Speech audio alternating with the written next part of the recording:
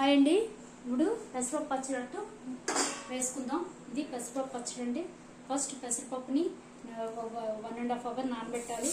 నానబెట్టి దానిలో red chilli, జీరా, cumin seeds అండి, జీరా, ఇంగు, అలాగే రెడ్ చిల్లీస్ వేసి మిక్సీ వేయాలి. ఇలా పేస్ట్ లాగా జీరా, రెడ్ చిల్లీ, ఇంగువ వేసి ఇలా పేస్ట్ లాగా వేయాలి. ఆ పెసరపప్పుని వేసాక దాన్ని ఇలా వేసుకోవాలి.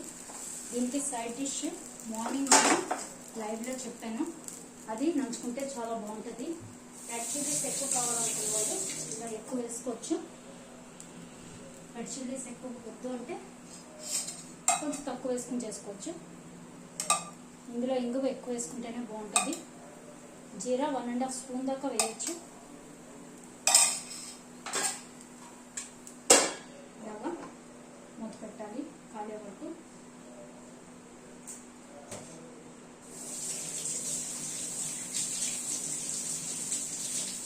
ఇది లైవ్లో చూడని వాళ్ళ కోసం ఇలా పెడుతున్నాను.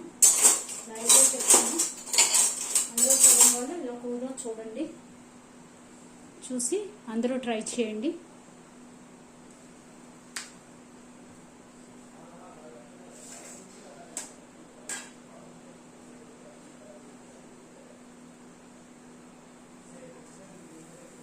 వేసాక దీన్ని కొంచెం ఎర్రగా కాలనివ్వాలి. ఇంతే పెట్టుకోండి. దీనికి కొంచెం ఆయిల్ వేసుకుంటే బాగుంటుంది. ఆయిల్ వేసుకుని మళ్ళీ కాసేపు మూత పెట్టి కాలనివ్వాలి.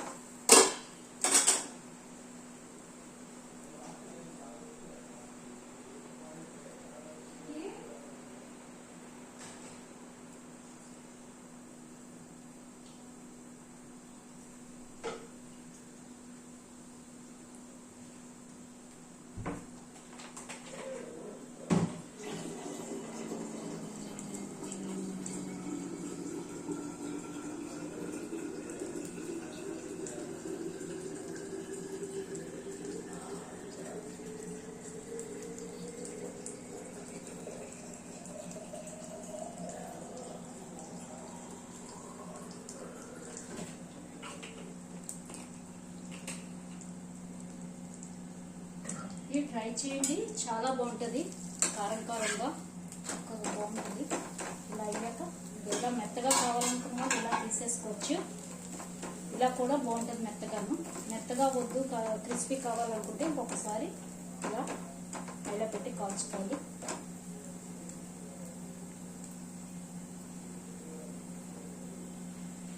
చాలా బాగుంటుందండి. దీన్ని హడ అంటారు. దీనిలోకి సైడ్ డిష్ అవియల్ అండి. ఇది మార్నింగ్ లైవ్లో చెప్పాను, ఇది అవియల్ అంటారు. ఇది మార్నింగ్ లైవ్లో చెప్పాను, చూడండి అందరూ చూసి దీన్ని అందులో నంచుకుంటే బాగుంటుంది. సైడ్ డిష్ కింద ఇది బాగుంటుంది, ట్రై చేయండి.